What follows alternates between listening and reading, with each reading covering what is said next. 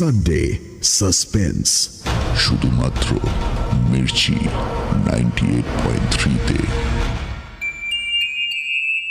বাংলা সাহিত্যের রোমাঞ্চকর কিছু গল্প দিয়ে সাজানো আমাদের এই বিশেষ নিবেদন সানডে সাসপেন্স।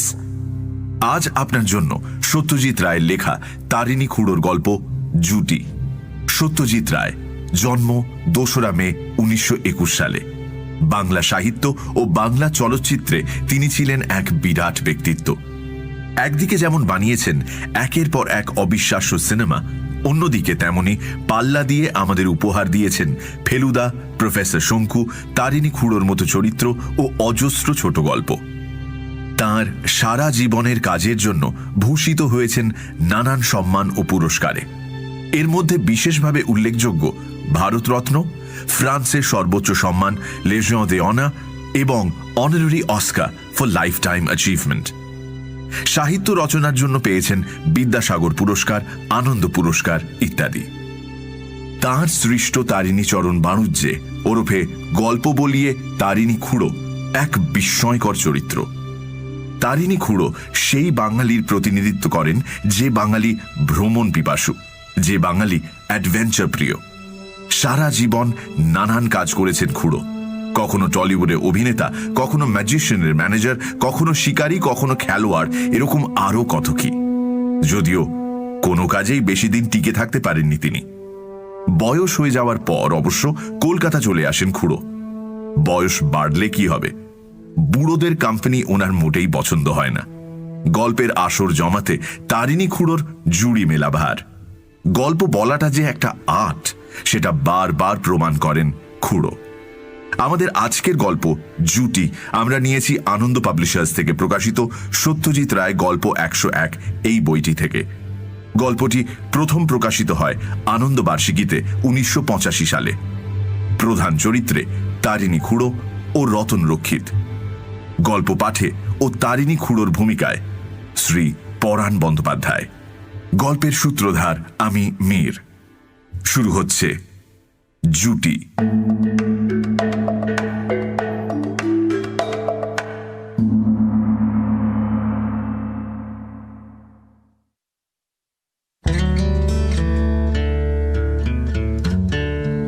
আজ আমি একজন ফিল্ম স্টারের কথা বলতে যাচ্ছি। চায়ে চুমুক দিয়ে বললেন তারিণী খুড়ো।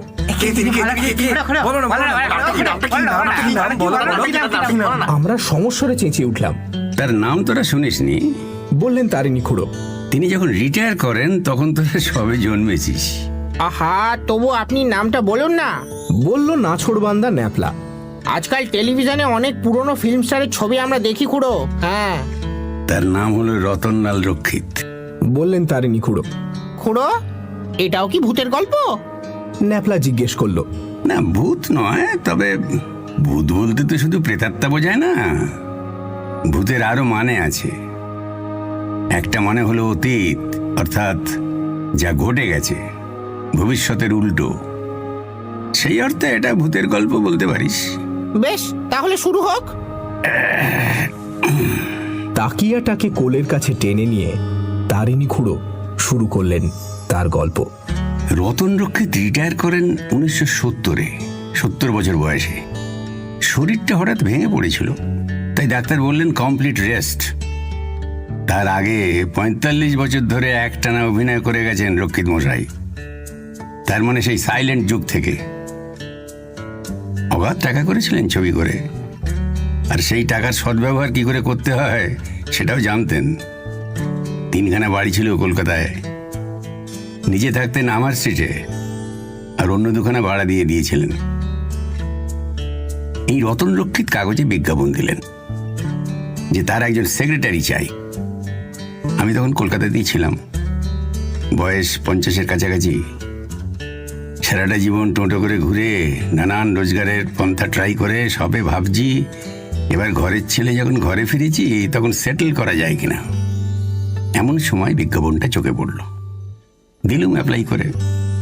রতন রক্ষিতের নামের সঙ্গে যথেষ্ট পরিচয় ছিল, ভদ্রলোকের ছবিও দেখেছি বিস্তর। তাছাড়া আমার যে সিনেমার প্রতি একটা স্বাভাবিক আকর্ষণ আছে সেটাতে তোরা জানিস। দরখাস্তের রিপ্লাই এসে গেল 7 দিনের মধ্যে। আমার ডাক পড়েছে ইন্টারভিউয়ের জন্য। গিয়ে হাজির হলাম লক্ষ্মীত মশাইয়ের বাড়িতে। জানি ভদ্রলোকের শরীর খারাপ, কিন্তু চেহারাটা দেখে সেটা বোঝার কোনো উপায় নেই। বেশ টান টান চামড়া, ঝকঝকে দাঁতগুলো, অরিজিনাল বলে মনে হলো। প্রথমেই আমাকে জিজ্ঞেস করলেন তার ছবি দেখেছে কিনা। বললাম পরের দিকের ছবি তো দেখেইছি, গোড়ার দিকেরও কিছু সাইলেন্ট ছবি দেখা আছে, যখন রক্ষিত মশাই কমিক ছবি করতেন। উত্তর শুনে দেখলুম ভদ্রলোক খুশি হলেন। বললেন, আমি গত কয়েক বছর ধরে আমার সব সাইলেন্ট ছবি সংগ্রহ করছি। আমার এই বাড়িতে একটা আলাদা ঘর আছে, যেখানে এইসব ছবি দেখার জন্য একটা প্রজেক্টর বসিয়েছি, এবং সেই প্রজেক্টর চালাবার জন্য একটি লোকও আছে। সাইলেন্ট ছবি আজকাল প্রায় পাওয়াই যায় না। জানেন তো, ফিল্মের গুদামে দুবার দুটি অগ্নিকাণ্ডে প্রায় সব বাংলা সাইলেন্ট ছবি পুড়ে গেছে। ফলে সেসব ছবি এখন দুষ্প্রাপ্য। কিন্তু আমি হাল ছাড়িনি। আমি কাগজে বিজ্ঞাপন দিই, তার ফলে জানতে পারি যে আমার অনেকগুলো সাইলেন্ট ছবি মীর চান্দানি নামে এক প্রডিউসারের গুদামে সযত্নে রাখা আছে। তার কারণ আর কিছুই নয়, মীর চান্দানি যে শুধু আমার প্রডিউসার ছিল তাই তো নয়, তিনি ছিলেন আমার ফ্যান। মীর চান্দানি মারা গেছেন বছর 4 আগে। তার ছেলেকে বলে আমি ছবিগুলো কিনে নিই। এইভাবে বারবার কাগজে বিজ্ঞাপন দিয়ে দিয়ে আমি আমার সব ছবি সংগ্রহ করি। অসুস্থতার জন্য আমাকে রিটায়ার করতে হয়েছে ঠিকই, কিন্তু ফিল্মের জগৎ থেকে নিজেকে দূরে সরিয়ে রাখা অসম্ভব। এইসব পুরনো ছবি দেখে আমার সন্ধ্যেগুলো দিব্যি কেটে যায়। আপনার কাজ হবে আমার এই ফিল্ম লাইব্রেরি তদারক করা, ছবিগুলোর একটা ক্যাটালগ তৈরি করা, আর আমার সংগ্রহে নেই এমন ছবি খুঁজে বার করা। পারবেন তো? আমি বললাম, চেষ্টার ত্রুটি হবে না। যেগুলো রয়েছে সেগুলোকে ক্যাটালগ করে ঠিক করে রাখা কঠিন কাজ নয়।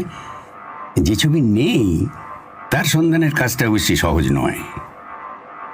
রক্ষিত বললেন, আমি যে শুধু সাইলেন্ট ছবির কথা বলছি তা নয়, গোড়ার দিকের কিছু টকি ছবিও আমার সংগ্রহে নেই। আমার মনে হয় ধর্মতলা পাড়ায় প্রযোজক পরিবেশকদের অফিসে খোঁজ করলে সেসব ছবি নিশ্চয়ই পাওয়া যাবে। মোট কথা, আমার সংগ্রহে যেন কোনো ফাঁক না থাকে। বুড়ো বয়সে আমার অবসর বিনোদনের পন্থাই হবে আমার নিজের পুরনো ছবি দেখা। চাকরি হয়ে গেল। অদ্ভুত মানুষ। ভদ্রলোকের স্ত্রী মারা গেছেন বছর 15 হলো। 2 ছেলে আছে, দুজনেই থাকেন দক্ষিণ কলকাতায়। এক মেয়ে থাকে এলাহাবাদে, স্বামী সেখানকার ডাক্তার। নাতি নাতনিরা মাঝে মাঝে আসে দাদির সঙ্গে দেখা করতে। ছেলেরাও যে আসে না তা নয়, তবে ফ্যামিলির সঙ্গে তেমন যোগাযোগ নেই বললেই চলে। বাড়িতে থাকে 2টি চাকর, একটি রান্নার লোক আর একটি খাস বেয়ারা, নাম লক্ষ্মীকান্ত। লক্ষ্মীকান্ত বাঙালি, বয়স 60-এর ওপর এবং অত্যন্ত অনুগত। এমন একজন বেয়ারা পাওয়া খুব ভাগ্যের কথা। এবং লক্ষ্মীকান্তের সাহায্যে কাজ করে আমি দিন 10-এর মধ্যে রক্ষিত মশাইয়ের সংগ্রহের একটা ক্যাটালগ তৈরি করে দিলাম। তাছাড়া ধর্মতলায় ঘুরে উনি টকির আদি যুগের যেসব ছবি করেছিলেন তার অনেকগুলোর হদিশ জোগাড় করে দিলাম।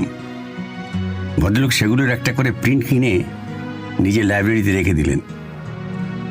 আমার কাজ 10টা থেকে 5টা পর্যন্ত, কিন্তু মাঝে মাঝে সন্ধ্যেটা রক্ষিত মশাইয়ের সঙ্গে কাটিয়ে যাই। 6:30 ভদ্রলোক ছবি দেখতে শুরু করেন, থামেন 8:30টায়। প্রজেকশনিস্টের নাম আশুবাবু, বয়স 50-55। কাজে কোনো ক্লান্তি নেই। দর্শক মাত্র 3 জন, রক্ষিত মশাই, বেয়ারা লক্ষ্মীকান্ত আর আমি। বেয়ারাকে থাকতে হয়, কারণ বাবু গড়গড়ায় তামাক খান, সেই তামাক মাঝে মাঝে ফিরিয়ে দিতে হয়। তো লক্ষ্মীকান্ত যে ছবিগুলো উপভোগ করে সেটা অন্ধকারে তার মুখের দিকে চেয়ে আমি বুঝেছি। সবচেয়ে মজা লাগে যখন সাইলেন্ট যুগের ছবিগুলো দেখানো হয়। আগেই বলেছি যে রতন রক্ষিত সেই সময় হাসির ছবি করতেন। এইসব ছবির মধ্যে অনেকগুলো ছিল যাকে বলে শর্ট ফিল্ম, 2 রিলের ছবি, 20 মিনিট ছিল তাদের দৈর্ঘ্য। এই ছবিতে দেখানো হতো লরেল হার্ডির মতো এক জুটির কীর্তিকলাপ। ছবিতে তাদের নাম ছিল বিশু আর শিবু। বিশু সাজতেন রতন রক্ষিত, আর শিবুর পাঠ করতেন শরৎ কুণ্ডু নামে এক অভিনেতা। 2 কমিক অভিনেতার হই হুল্লোড়ে 20 মিনিট দেখতে দেখতে বেরিয়ে যেত। কখনো তারা ব্যবসাদার, কখনো জুয়ারি, কখনো সার্কাসের ক্লাউন, কখনো জমিদার আর মোসাহেব, এরকম আর কি। কুণ্ডুরক্ষিতের এই জুটি তখন খুব পপুলার হয়েছিল, এটা মনে আছে। বড় ছবির আগে এই 20 মিনিটের শর্ট ফিল্ম দেখানো হতো। এই ছবি চলার সময় দেখবার জিনিস হতো রক্ষিত মশাইয়ের হাব ভাব। নিজের ভাড়ামো দেখে উনি নিজেই হেসে গড়িয়ে পড়তেন। কোনো কমিক অভিনেতা যে নিজের অভিনয় দেখে এত হাসতে পারে এটা বিশ্বাস করা কঠিন। তার দেখা দেখি অবশ্যই আমাকেও হাসতে হতো।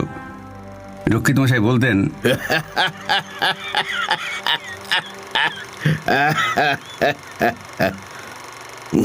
জানো তারিণী, এইসব ছবি যখন করেছি তখন এগুলো দেখে মোটেই হাসি পায়নি, বরং নির্লজ্জ ভাড়ামো দেখে বিরক্তই লাগতো।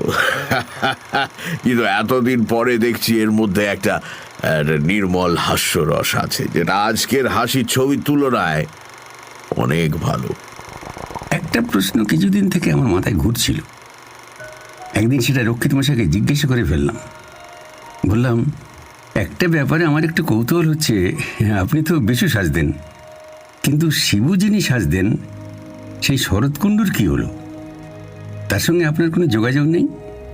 রক্ষিত মশাই মাথা নাড়ে বললেন, আমি যতদূর জানি শরৎকুণ্ডু সাইলেন্ট যুগের পর আর ছবিতে অভিনয় করেনি। আমরা যখন একসঙ্গে কাজ করেছি তখন আমাদের দুজনের মধ্যে যথেষ্ট হৃদ্যতা ছিল।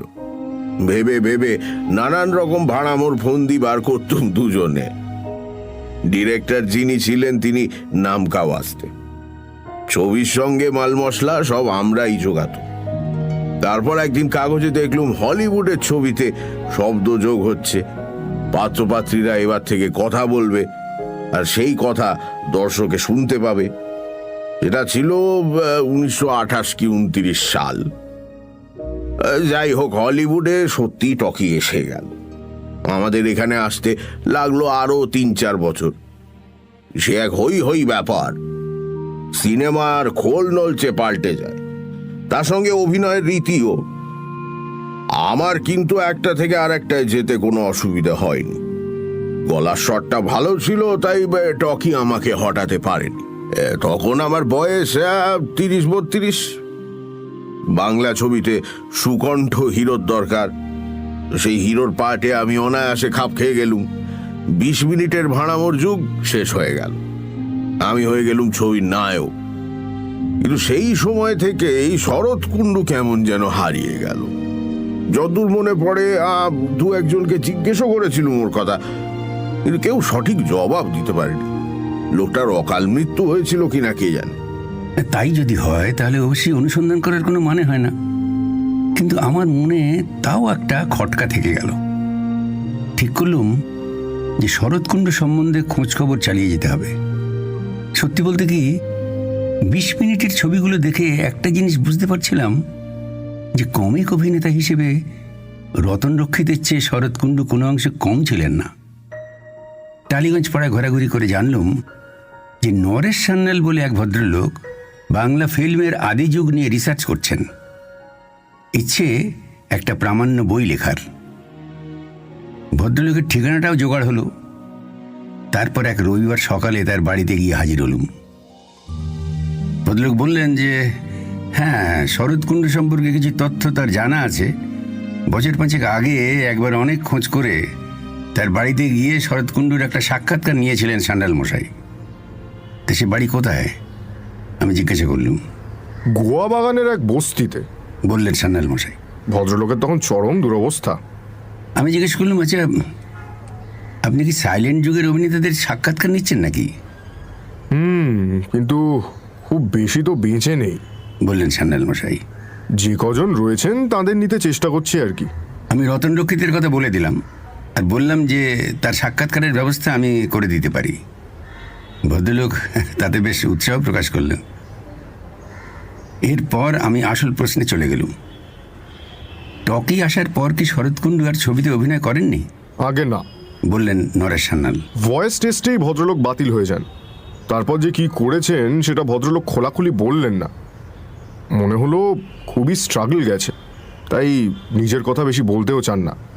তবে সাইলেন্ট যুগ সম্বন্ধে অনেক তথ্য আমি ভদ্রলোকের কাছে পেয়েছি।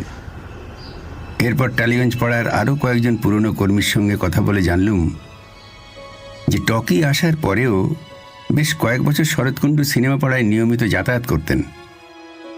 সে সময় ওর অবস্থা নাকি খুব খারাপ। টালিগঞ্জেরই মায়াপুরী স্টুডিওর ম্যানেজার ধীরেশচন্দ্রের সঙ্গে কথা বলে জানলাম যে শরৎকুণ্ডু নাকি মাঝে মাঝে ছবিতে এক্সট্রা পার্ট করে 5-10 টাকা করে রোজগার করতেন। এইসব পার্টে অভিনেতা সাধারণত ভিড়ের মধ্যে মিশে থাকে, তার কথা বলার কোনো দরকার হয় না। এই মায়াপুরী স্টুডিওতেই দারিক চক্রবর্তী বলে এক বৃদ্ধ প্রোডাকশন ম্যানেজার আমাকে বললেন, বেন্টিং স্ট্রিটে নটরাজ কেবিনে গিয়ে খোঁজ করুন। কয়েক বছর আগে পর্যন্ত সেখানে আমি শরৎকুণ্ডুকে দেখেছি। শরৎকুণ্ডুকে বিস্মৃতির অন্ধকার থেকে টেনে বার করার জন্য নটরাজ কেবিনে গিয়ে হাজির হলুম। এর মধ্যে একটা কথা বলা হয়নি, গোয়াবাগান বস্তিতে গিয়ে খোঁজ করে জেনেছি যে শরৎকুণ্ডু আর সেখানে থাকেন না। এটাও বলা দরকার যে আমার উৎসাহের সঙ্গে তাল দেখে চলেছেন রক্ষিত মশাই। ছুঁয়াচে ব্যায়ামের মতো তারও এখন ধ্যান জ্ঞান চিন্তা হলো শরৎকুণ্ডু। তাদের দুজনের মধ্যে যে কত সৌহার্দ্য ছিল সেটা এখন মনে পড়েছে রক্ষিত মশাইয়ের। যুবা বয়সের স্মৃতি, আর দুজনে তখন ডাক সাইটে জুটি। লোকে আসল ছবির কথা চিন্তাই করে না। ছবির আগে বিশু শিবুর 2 রিলের কীর্তিকলাপই হলো তাদের কাছে আসল। সেই জুটির একটি রয়েছে, একটি উধাও।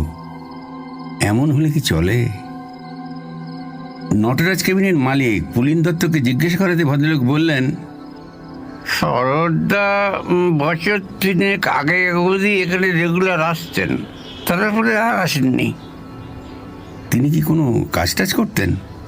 সে কথা তাকে অনেকবার জিজ্ঞেস করেছি, বললেন পুলিন দত্ত, কিন্তু কোনো সোজা উত্তর কখনো পাইনি। কেবল বলতেন পেটের দায়ে এমন কোনো কাজ নেই যা আমি করিনি। তবে যে অভিনয় ছেড়ে দিয়েছিলেন সেটা আমি জানি, আর সেই সঙ্গে ছবি দেখা বন্ধ করে দিয়েছিলেন। তোকে যে তার কাল হয়েছিল সেটা বোধহয় তিনি কোনোদিনই ভুলতে পারেননি।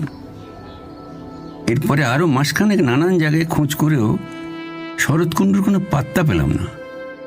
লোকটা যেন হাওয়ায় মিলিয়ে গেছে। কথাটা রক্ষিত মশাইকে বলতে উনি সত্যি মর্মাহত হলেন।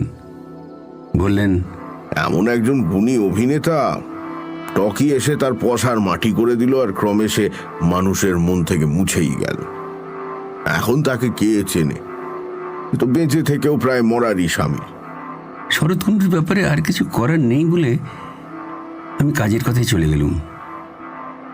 ভদ্রলোককে একটা প্রশ্ন করার ছিল। বললুম, আপনার একটি সাক্ষাৎকার দিতে কোনো আপত্তি আছে কি?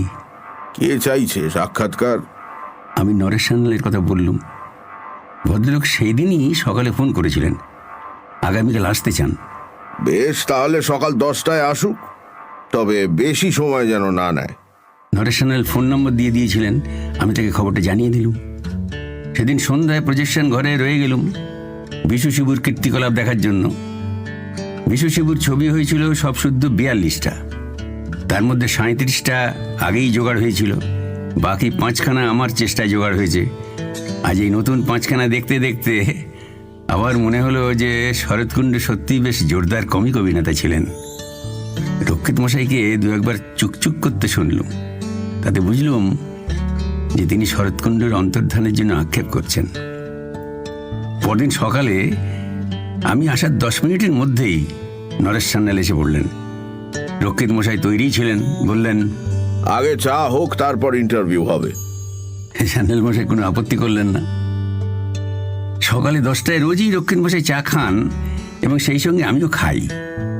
এই সময়টাতেই আমাদের যা কিছু আলোচনা করবার তা হয়ে যায়। তারপর আমি বসে পড়ি কাজে, উনি চলে যান বিশ্রাম করতে। ক্যাটালগিং হয়ে যাবার পর আমি যে কাজটা করছি সেটা হলো বিশু শিবুর প্রত্যেকটি ছবির গল্পের সারাংশ তৈরি করা, এবং তাতে কে কে অভিনয় করেছে, পরিচালক কে, ক্যামেরাম্যান কে, এইসবের একটা তালিকা তৈরি করা। একে বলে ফিল্মোগ্রাফি। যাই হোক, আজ অতিথি এসেছেন বলে দেখি চায়ের সঙ্গে কচুরি এসেছে।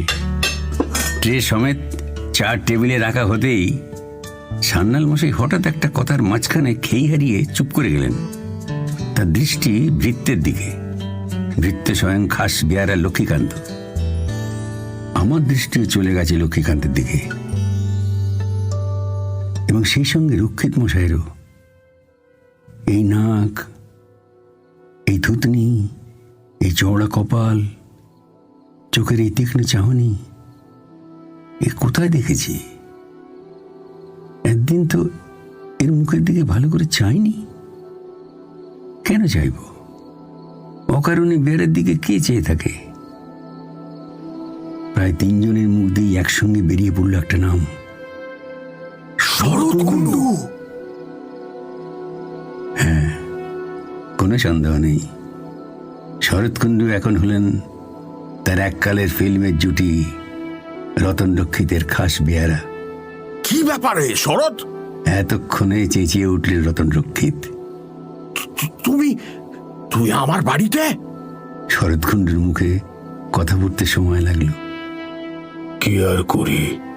অবশেষে কপালের ঘাম মুছে বললেন ভদ্রলোক। নেহাত ইনি চিনলেন বলেই তো তোমরা চিনলে। একদিন তো বুঝতে পারনি, আর 40 বছর বাদে দেখে বুঝবেই বাকি করে। একদিন মিরচান্দানির ওখানে চাকরির আশায় গিয়ে শুনি তুমি নাকি এসে আমাদের সেই আদ্যিকালের ছবির অনেকগুলো কপি কিনে নিয়ে গেছো নিজের সংগ্রহের জন্যে। ভাবলাম তোমার এখানে এসে নিশ্চয়ই সেই সব ছবি আবার দেখতে পাবো। এমনিতে তো দেখার কোনো সুযোগ নেই। সেসব ছবি যে এখনো টিকে আছে তাই জানতাম না। তাই বেয়ারার চাকরির জন্য চলে এলাম তোমার কাছে। তুমি আমায় চিনলে না, চাকরিও হয়ে গেল, কুলিগিরিও করেছি। বেয়ারার কাজ তো তার কাছে স্বর্গ, আর ভালোও লাগছিল। সে যুগের ছবিতে কথা না বলে অভিনয় করেছি, সে তো নেহাত নিন্দের নয়। অবশ্য সেসব দেখার সুযোগ বোধহয় এখন বন্ধই হয়ে গেল। কেন বন্ধ হবে? কেন? রক্ষিত মশাই চেয়ার ছেড়ে উঠে পড়েছেন। তুমি এখন থেকে হবে আমার ম্যানেজার। তারিণীর সঙ্গে একই ঘরে বসবে তুমি, আমার এখানেই থাকবে, আর সন্ধ্যেবেলা একসঙ্গে বসে ছবি দেখবো আমরা। এককালে জুটি ভেঙে গিয়েছিল দৈব দুর্বিপাকে, আবার এখন থেকে জোড়া লেগে গেল। এই বলো তারিণী? হ্যাঁ, আমি দেখছি নরেশ সান্যালের দিকে। তার মতো এমন হতভম্ব ভাব আমি অনেকদিন কারোর মুখে দেখিনি। তবে তার পক্ষে নির্বাক যুগের এই বিখ্যাত জুটির পুনর্মিলন যে একটা বড় রকম সাংবাদিক দাও হলো, সে বিষয়ে সন্দেহ আছে কি?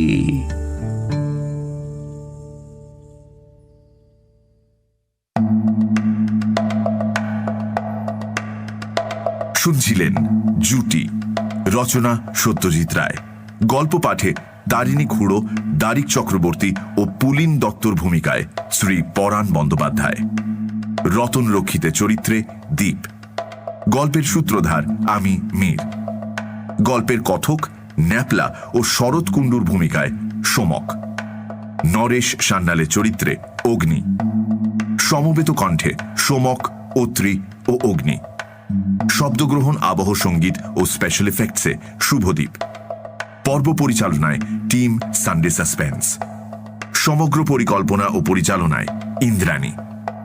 মির্চি 98.3 এর তরফ থেকে আন্তরিক ধন্যবাদ শ্রী সন্দীপ রায় ও শ্রী পরাণ বন্দ্যোপাধ্যায়কে আমাদের এই উদ্যোগে আমাদের পাশে থাকার জন্য। শেষ হল সত্যজিৎ রায়ের লেখা তারিণী খুড়োর গল্প জুটি। আগামী সপ্তাহে আরও একটি রোমাঞ্চকর গল্প নিয়ে হাজির হবে সানডে সাসপেন্স।